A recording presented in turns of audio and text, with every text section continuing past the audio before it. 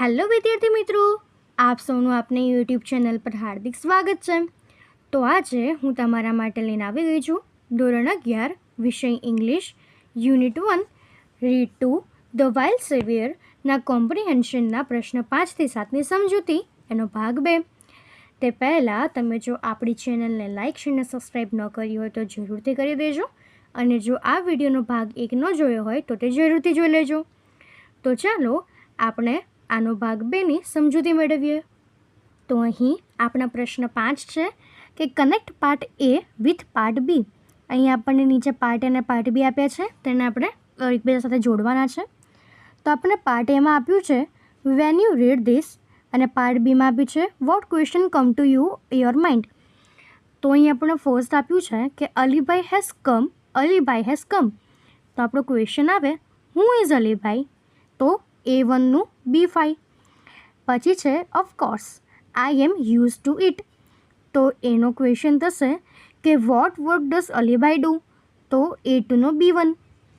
Third છે I took up my long bamboo staff and I big double edged knife, તો એ થશે 6, એટલે will Alibhai encounter the bear, એટલે A3નું B6.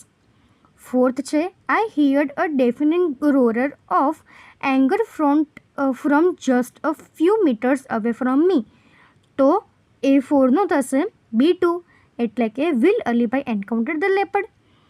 ફિફ્થ છે the whole valley enjoyed with the sounds of the fight, તો તેનો થશે B4, એટલે હુ વિલ વિન. અને સિક્સ્થ છે કે the mother reappeared and run up to her cub, તો તે થશે what happen to the bear, એટલે A6નું B3. તો આપણે આ પ્રમાણેને જોડી શકીએ છીએ. તો હવે એના પછીનો સિક્સ્થ ક્વેશ્ચન છે કે here are some statements, number them to the order of the events in the story. અહીં નીચે આપણને કેટલાક સ્ટેટમેન્ટ આપ્યા છે, તેમને સ્ટોરી પ્રમાણે નંબર આપવાના છે. તો અહીં આપણને પહેલું સેન્ટેન્સ આપ્યું છે she safely took the cubs with her in the jungle, તો તે થશે ઓર્ડર નંબર 15. એના પછી સેકન્ડ છે કે રિસ્પેક્ટિંગ the request of the family members Alibhai agreed to stay there four 2 days, તો એનો ઓર્ડર થશે નંબર 3. એના પછી છે once when Alibhai was in jungle near India Tibet border he said to have his lunch, તો તે થશે ઓર્ડર નંબર 4. એના પછીનું સેન્ટેન્સ છે કે ઇટ અટેક્ટેડ ધ બિયર, તો તે થશે order number 11. She fought bravely with the bear putting her life into danger, તો તેનો ઓર્ડર નંબર 12 થશે. એના પછી છે કે late at night Alibhai started telling them his experience, તો એનો ઓર્ડર નંબર 5 થશે. હવે એના પછી શી વોન, તેનો ઓર્ડર નંબર 13 થશે. Before the bear could reach the cups the mother snow leopard appeared, તો એનો ઓર્ડર નંબર 9 થશે.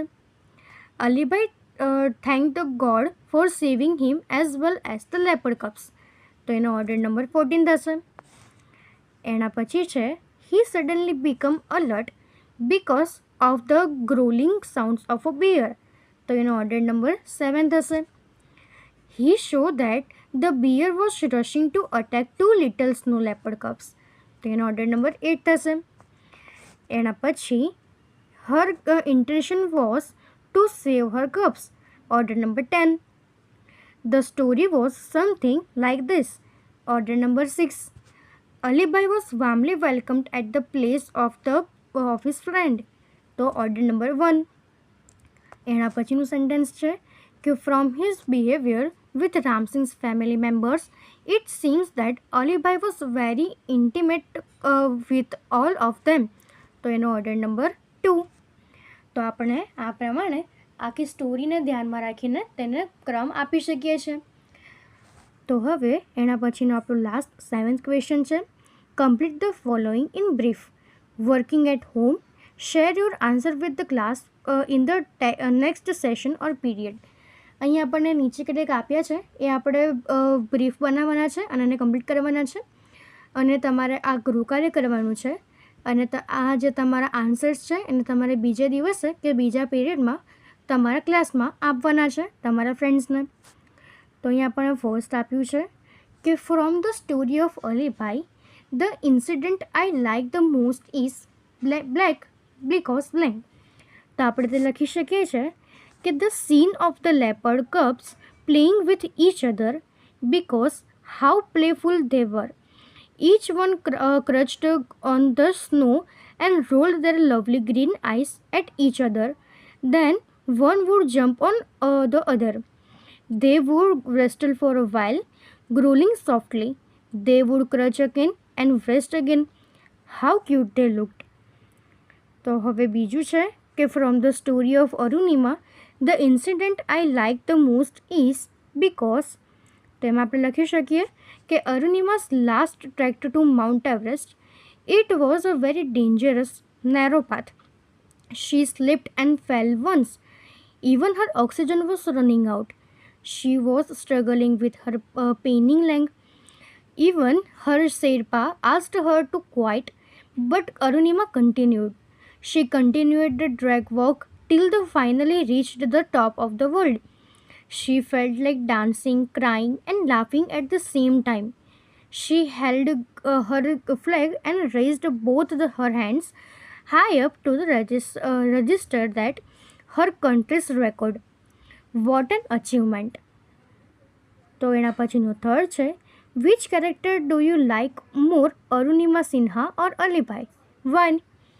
તો એનો આન્સર થશે from my point of view comparing Arunima with Alibhai all credit goes to Arunima Sinha, epitome of boldness, courage and confidence. The way she fought against four thugs and the way she suffered is beyond imagination. Then she recollected herself and determined to scale Mount Everest, show her courage and confidence. With an artificial leg, she reached the top of the world. No one was ready to believe. What a source of inspiration to all youths and handicapped people. તો અહીં આ question પૂરા થાય છે. તો તમે આ રીતે તમારા મતે તે લખી શકો છો કે તમને કયું કેરેક્ટર ગમે છે. તો અહીં આ તમામ પ્રશ્ન પૂર્ણ થાય છે. જો તમને આમાં કોઈ પણ ડાઉટ હોય તો તમે તે કોમેન્ટ સેક્શનમાં જરૂરથી જણાવી શકો છો અને આપણી ચેનલને લાઇક, શેર અને સબસ્ક્રાઈબ જરૂરથી કરી દેજો. Thank you.